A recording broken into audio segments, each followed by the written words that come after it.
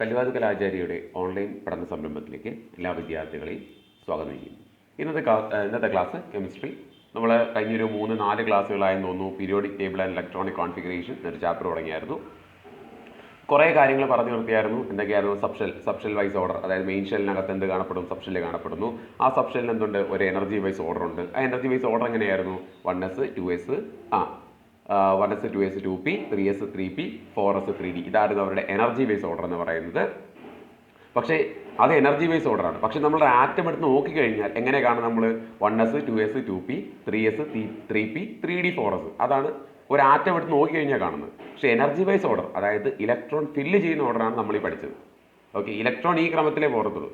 Okay, ഇപ്പോൾ നമ്മളൊരു ഈ പറയുന്ന ആൾക്കാരെല്ലാം ഒരു ബെഞ്ചായിട്ട് നമ്മൾ ഒരു ക്ലാസ്സിൽ ഒരു ബെഞ്ചായിട്ട് സങ്കല്പിച്ച് കഴിഞ്ഞാൽ 1s ഒരു ബെഞ്ച്, 2s ഒരു ബെഞ്ച്, 2p ഒരു ബെഞ്ച്, 3s ഒരു ബെഞ്ച്.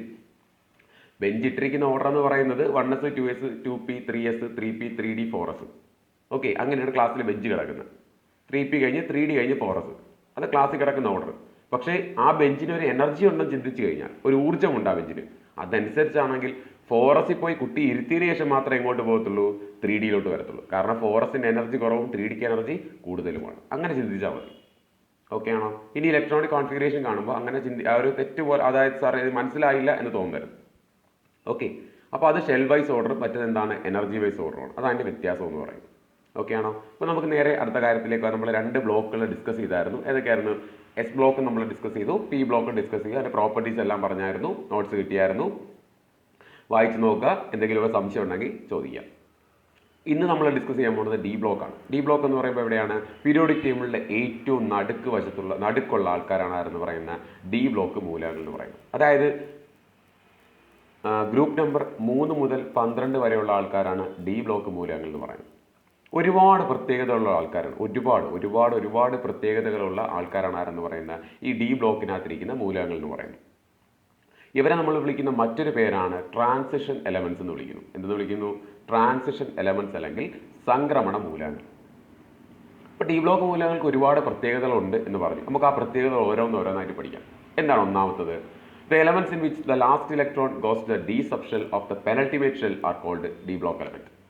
ഒന്നുമില്ല, ഞാൻ നേരത്തെ പറഞ്ഞു, നമ്മൾ ഇലക്ട്രോൺസ് ഫില്ല് ചെയ്യുന്ന ടൈമിൽ 4s ഫില്ല് ചെയ്തേ 3dയിലോട്ട് പോകും. ഓക്കെ, അതായത് അവരുടെ ഡി ബ്ലോക്ക് മൂലകങ്ങളുടെ അവസാന ഇലക്ട്രോൺ ഫില്ല് ചെയ്യുന്ന എവിടെയാണ്? ഏറ്റവും അവസാനം ഡി ബ്ലോക്ക് എലമെൻറ്റുകളിൽ ലാസ്റ്റ് ഇലക്ട്രോൺ ഫില്ല് ചെയ്യുന്നത് ഏറ്റവും അവസാനം ഇരിക്കുന്ന ഷെല്ലിനും ഉള്ളിലുള്ള ഷെല്ലാണ്. ഓക്കെ, നമ്മൾ ആറ്റത്തിന് മൈക്രോസ്കോപ്പിനകത്ത് നോക്കിക്കഴിഞ്ഞിരിക്കുന്നത് എങ്ങനെയായിരിക്കും? 3s 3p 3d 4s. പക്ഷേ ഇലക്ട്രോൺ എങ്ങനെയായിരിക്കും വന്നിരിക്കുന്ന ആ ബെഞ്ചിനകത്തൊക്കെ? 4s ഇരുന്നിട്ട് എങ്ങോട്ട് വരത്തുള്ളൂ? 3dയിലോട്ട് വരത്തുള്ളൂ. ഓക്കെ, 4sനകത്ത് ഇരുന്നിട്ട് എങ്ങോട്ട് വരത്തുള്ളൂ? 3dയിലോട്ട് വരത്തുള്ളൂ.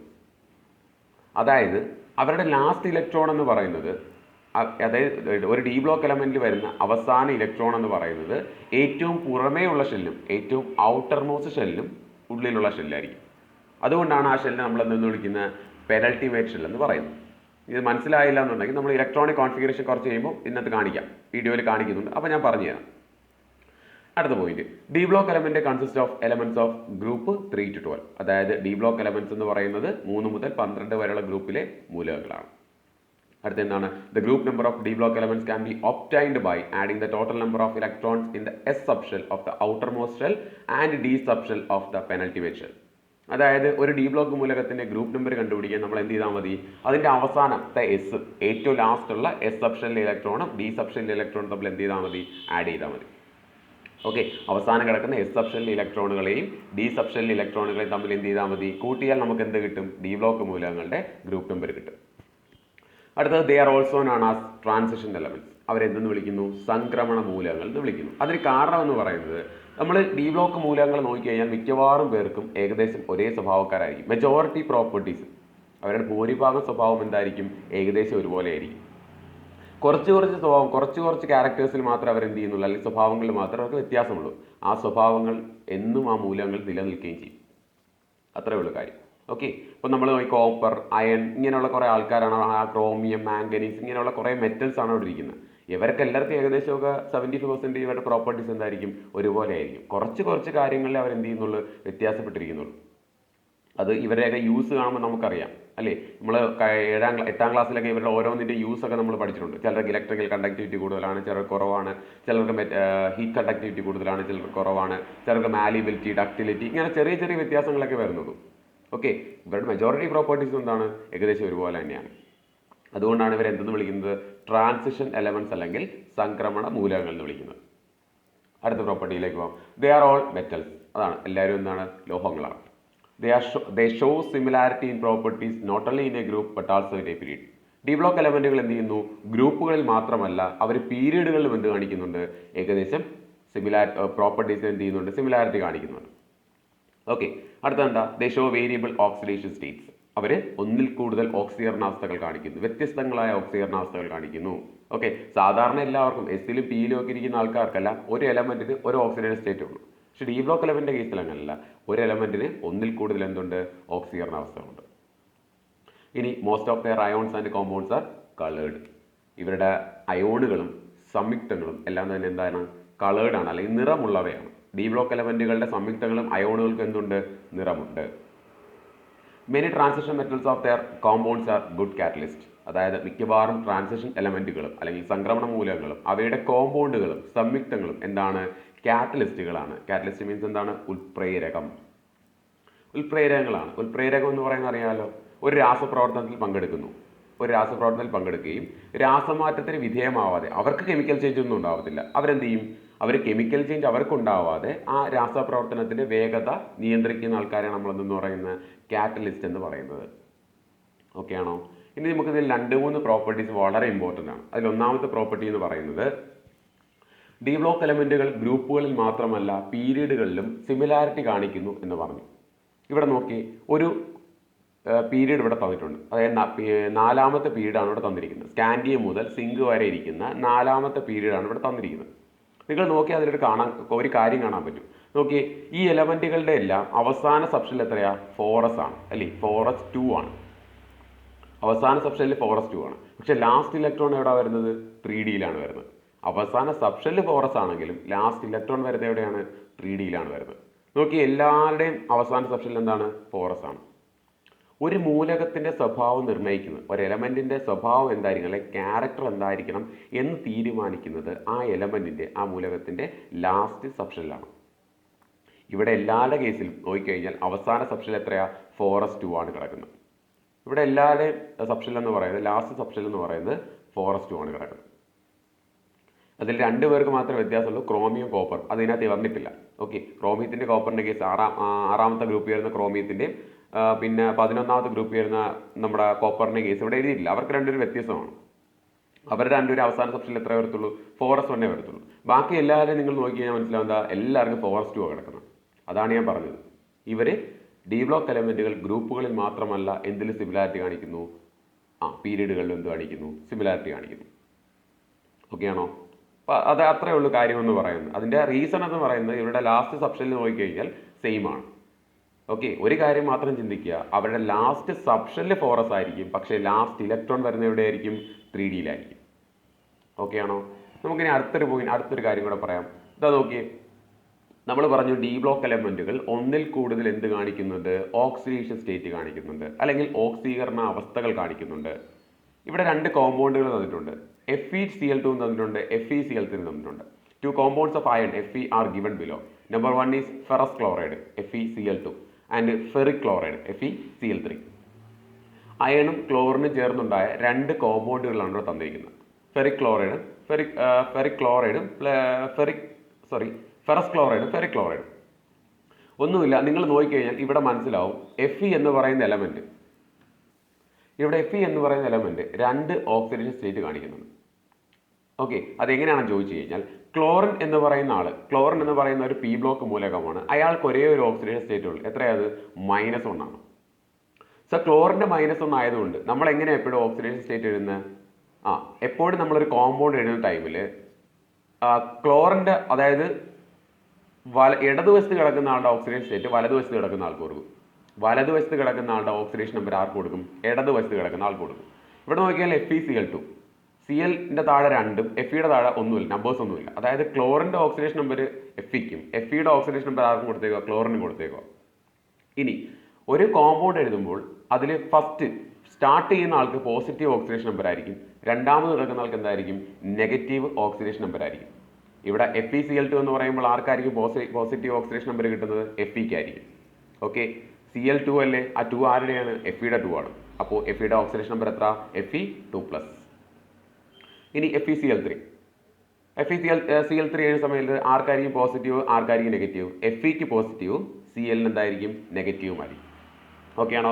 ഇനി Cl3 എന്ന് പറയാം, ആ 3 ആരുടെയാണ്, Feയുടെയാണ്. Clന് എത്രയാണ്, -1, ഓൾറെഡി നമുക്കറിയാം. ആ 1 എവിടെ കിടക്കുക, അയണിൻ്റെ ഇവിടെ കിടക്കുകയാണ്. ഒന്ന് നമ്മൾ എഴുതാറില്ല സാധാരണ, കെമിസ്ട്രിയെ സംബന്ധിച്ചിടത്തോളം നമ്മൾ ഒന്നെന്ന് പറയുന്ന സംഖ്യ എന്ത് ചെയ്യാറില്ല, അങ്ങനെ ഉപയോഗിക്കാറില്ല. സോ FeCl3 എന്ന് പറയുന്നിടത്ത് Feയുടെ ഓക്സിഡേഷൻ സ്റ്റേറ്റ് എന്ന് പറയുന്നത് എന്താണ്, Fe3+ ആണ്. ഓക്കെ ആണോ. ഇനി എങ്ങനെ ഓക്സിഡേഷൻ നമ്പർ വന്നു എന്ന് ചോദിച്ചു കഴിഞ്ഞാൽ, ഒരാറ്റം അത് ഒരു കെമിക്കൽ റിയാക്ഷൻ അല്ലെങ്കിൽ ഒരു രാസപ്രവർത്തനത്തിൽ പങ്കെടുക്കുമ്പോൾ ഇലക്ട്രോണുകളെ വിട്ടുകൊടുക്കും, അല്ലെങ്കിൽ എന്ത് ചെയ്യും, സ്വീകരിക്കും. ഒന്നെങ്കിൽ ഡൊണേറ്റ് ചെയ്യും, അല്ലെങ്കിൽ എന്ത് ചെയ്യും, അക്സെപ്റ്റ് ചെയ്യും. ഡൊണേറ്റ് ചെയ്യുക അല്ലെങ്കിൽ ദാനം ചെയ്യുന്ന ആൾക്ക്, വിട്ടുകൊടുക്കുന്ന ആൾക്ക് എപ്പോഴും നമ്മൾ എന്ത് ചാർജ് കൊടുക്കും, പോസിറ്റീവ് ചാർജ് കൊടുക്കും. അത് സ്വീകരിക്കുന്ന ആൾക്ക്, അത് ഇങ്ങോട്ട് മേടിക്കുന്ന ആൾക്ക് എന്ത് കൊടുക്കും, നമ്മൾ നെഗറ്റീവ് ചാർജ് കൊടുക്കും. ഓക്കെ ആണോ. അപ്പോൾ FeCl2 അല്ലെങ്കിൽ ഫെറസ് ക്ലോറൈഡിൽ അയണിൻ്റെ ഓക്സിഡേഷൻ നമ്പർ എന്ന് പറയുന്നത് Fe2+ ആണ്. അതായത് 2 ഇലക്ട്രോണിനെ അയോൺ പുറത്തു കൊടുത്തു. ആണോ. ഇനി Fe3+ എന്ന് പറയുമ്പോൾ അതിൽ ക്ലോറിൻ്റെ ഓക്സിഡേഷൻ നമ്പർ എന്ന് പറയുന്നത് എന്താണ്, Fe3+. 3 മീൻസ് 3 ഇലക്ട്രോണിനെ എന്ത് ചെയ്തു, വിട്ടുകൊടുത്തു. നമുക്ക് ഓരോ കോമ്പൗണ്ട് ആയിട്ട് നോക്കാം. നോക്കി, the oxidation state of Fe in FeCl2 is +2. Fe2+ ions are present in FeCl2. Fe2+ is formed by the loss of 2 electrons. അതായത് Fe2+ എങ്ങനെ രൂപം കൊണ്ടത്, 2 ഇലക്ട്രോണിനെ നഷ്ടപ്പെടുത്തിയാണ്. Feയുടെ ഇലക്ട്രോണിക് കോൺഫിഗറേഷൻ അവിടെ എഴുതിയിട്ടുണ്ട്. എങ്ങനെയാ, 1s2 2s2 2p6 3s2 3p6 3d6 4s2. Okay, അതായത് ഞാൻ പറഞ്ഞു, ഷെല്ല് നമ്മൾ ആറ്റത്തിനകത്തോട്ട് നോക്കിക്കഴിഞ്ഞാൽ ഈ ഓർഡറിലായിരിക്കും ഇരിക്കുന്നത്. പക്ഷേ എനർജി വൈസ് എങ്ങനെയാണ്, അതായത് ഇലക്ട്രോൺ എങ്ങനെ ഫില്ല് ചെയ്യത്തുള്ളൂ, പോറസ് ഫില്ല് ചെയ്തതിന് ശേഷം എങ്ങോട്ട് പോകത്തുള്ളൂ, 3Dയിലോട്ട് പോകത്തുള്ളൂ. ഓക്കെ ആണോ. അപ്പോൾ ഇനി എന്താണ് സംഭവിക്കുന്നത്, Fe2+ എന്ന് പറയുമ്പോൾ ഇനി നമ്മൾ Feയുടെ എഴുതി, ഇനി Fe2+ എന്ന് പറയുന്ന അയോണിൻ്റെ എഴുതണം.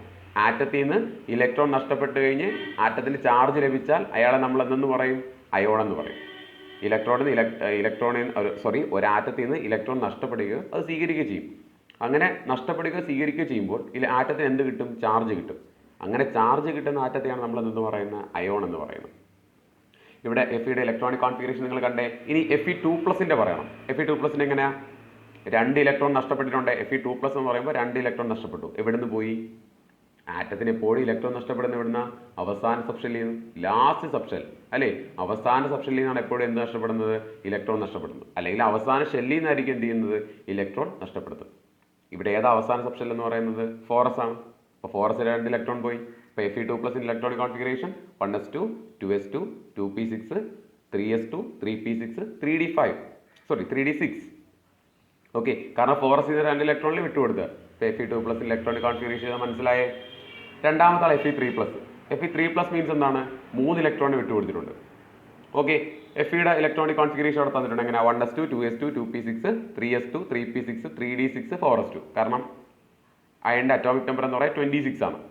ഇലക്ട്രോണിക് കോൺഫിഗറേഷൻ എഴുതി. ഇനി Fe3+ന്റെ എഴുതണം. 3 ഇലക്ട്രോൺ നഷ്ടപ്പെട്ടിട്ടുണ്ട്. 2 എവിടെ നിന്നായിരിക്കും പോണത്, ഫോറസിൽ നിന്നായിരിക്കും പോണത്. 2 ഫോറസിൽ നിന്ന് പോയേ, ഫോറസ് 0 ആയേ. അപ്പോൾ ഇനി 1 ഇലക്ട്രോൺ എവിടെ ഉണ്ട്, ആ 1 ഇലക്ട്രോൺ എവിടെ നിന്നാണ് പോയത്, ഓട്ടോമാറ്റിക്കലി ആ ഇലക്ട്രോൺ പോയ എവിടെ നിന്നാണെന്നറിയോ, 3D എന്നാണ് പോയിരിക്കുന്നത്.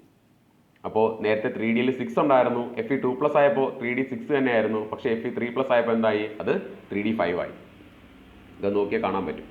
ഓക്കെ, അപ്പോൾ ആ മൂന്നാമത്തെ ഇലക്ട്രോൺ പോയത് 3D എന്നാണ് പോയത്. അപ്പോൾ എന്തുകൊണ്ടാണ് 3D എന്ന് പോയത്, നമുക്കറിയാം ഒരു ആറ്റം രാസപ്രവർത്തനത്തിൽ പങ്കെടുക്കുമ്പോൾ അതിൻ്റെ ലാസ്റ്റ് സബ്ഷെല്ലിൽ ഇലക്ട്രോണെ പുറത്തു പോകത്തുള്ളൂ. പക്ഷേ ഇവിടുത്തെ കേസിൽ 3D ലാസ്റ്റ് സബ്ഷെല്ലല്ല. 3D എന്ന് പറഞ്ഞാൽ ഏറ്റവും അവസാന സബ്ഷെല്ലിൽ എന്ത് ചെയ്യാണ്, അകത്തിരിക്കുകയാണ്.